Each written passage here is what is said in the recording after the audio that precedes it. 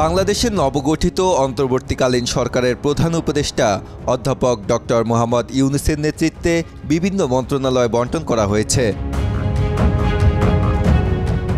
শুক্রবার রাষ্ট্রপতির আদেশক্রমে মন্ত্রিপরিষদ সচিব মোহাম্মদ মাহবুব হোসেনের স্বাক্ষরিত এক প্রজ্ঞাপনে এই মন্ত্রণালয়গুলোর বণ্টন করা হয়েছে।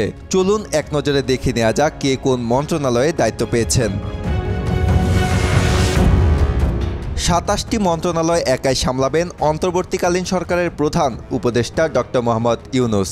এর মধ্যে রয়েছে মন্ত্রিপরিষদ বিভাগ, প্রতিরক্ষা মন্ত্রণালয়, সশস্ত্র বাহিনী বিভাগ, শিক্ষা মন্ত্রণালয়, সড়ক পরিবহন ও সেতু মন্ত্রণালয়, খাদ্য মন্ত্রণালয়, গৃহায়ন ও গণপূর্ত মন্ত্রণালয়, ভূমি মন্ত্রণালয়, বস্ত্র ও পাট মন্ত্রণালয়, কৃষি মন্ত্রণালয়, বিজ্ঞান ও প্রযুক্তি মন্ত্রণালয়, রেলপথ মন্ত্রণালয়, জনপ্রশাসন মন্ত্রণালয়, বিদ্যুৎ জ্বালানি ও খনিজ সম্পদ মন্ত্রণালয়, নৌ পরিবহন মন্ত্রণালয়, পানি সম্পদ মন্ত্রণালয়, মহিলা ও শিশু বিষয়ক মন্ত্রণালয়, দুর্যোগ ব্যবস্থাপনা ও ত্রাণ মন্ত্রণালয়, তথ্য ও সম্প্রচার মন্ত্রণালয়, প্রবাসী কল্যাণ ও বৈদেশিক কর্মসংস্থান মন্ত্রণালয়, বাণিজ্য মন্ত্রণালয়, শ্রম ও কর্মসংস্থান মন্ত্রণালয়, সংস্কৃতি বিষয়ক মন্ত্রণালয়, বেসামরিক বিমান পরিবহন ও পর্যটন মন্ত্রণালয়, মুক্তিযুদ্ধ বিষয়ক মন্ত্রণালয়, পার্বত্য চট্টগ্রাম বিষয়ক মন্ত্রণালয় ও প্রাথমিক ও গণশিক্ষা মন্ত্রণালয়ে দায়িত্ব পালন করবেন।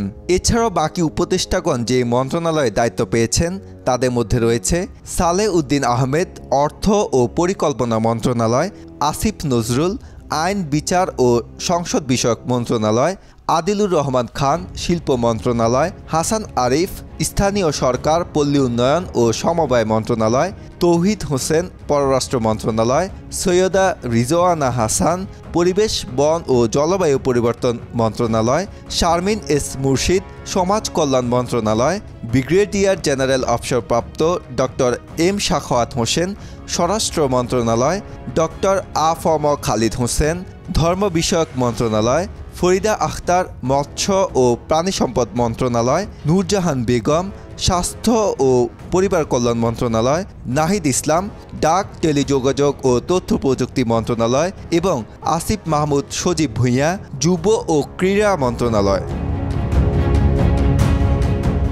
শান্তিতে নোবেলজয়ী অর্থনীতিবিদ ডক্টর মোহাম্মদ ইউনূসের নেতৃত্বে বৃহস্পতিবার রাতে অন্তর্বর্তীকালীন সরকার গঠিত হয়। রাতে বঙ্গভবনে ১৭ সদস্যের অন্তর্বর্তী সরকারের ১৪ জন শপথ নেন।